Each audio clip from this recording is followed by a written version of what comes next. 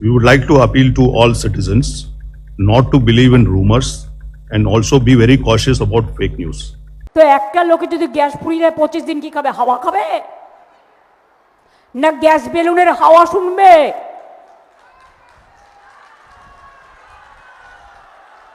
আবার ঘরে ঘরে চুলা আসবে, আবার গরুর গাড়ি আসবে, আবার পায়ে হেঁটে মানুষকে চলাচল করতে হবে।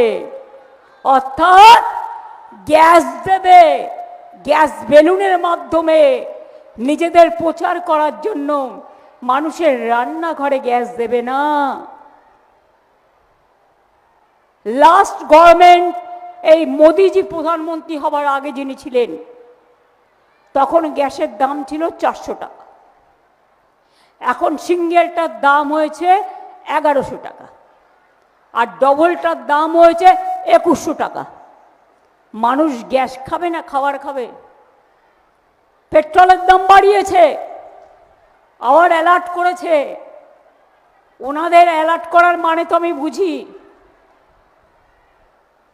লকডাউন টকডাউন করবে কিনা ভাবছে কিনা জানি না, করলে করবেন। লকডাউন করে মানুষকে ঘরবন্দি করে রাখবেন, মানুষকে ঘরবন্দি করবেন, মানুষকে নোটবন্দি করবেন, মানুষকে ভোটবন্দি করবেন, মানুষের নাম কেটে দেবেন।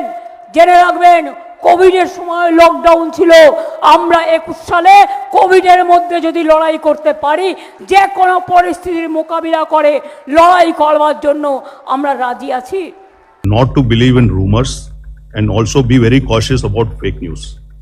Earlier, there were fake news being spread and misinformation and rumors being spread about shortage of cylinders. But thanks to the media and the efforts that we have done, panic booking of cylinders had stopped.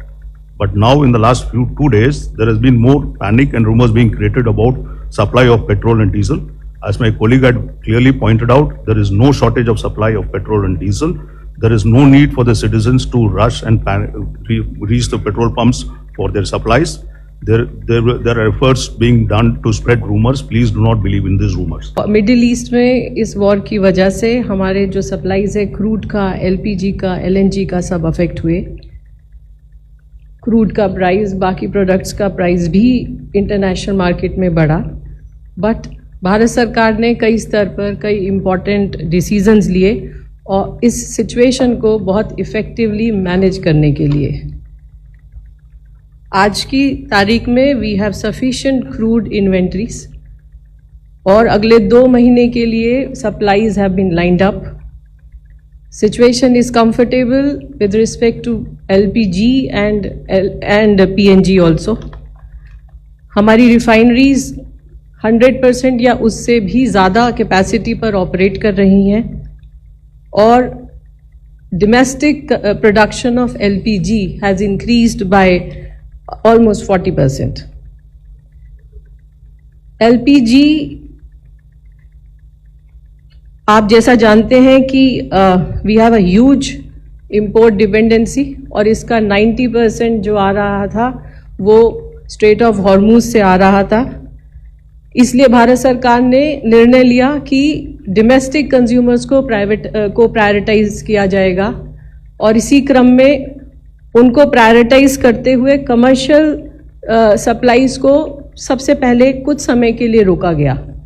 उसके बाद बहुत calibrated decision लेते हुए पहले 20% commercial supplies को restore किया गया, उसके बाद 10% based on ease of doing business for the expansion of PNG network। उसके बाद भारत सरकार ने इसको 50% किया और आज इसको 70% किया गया है।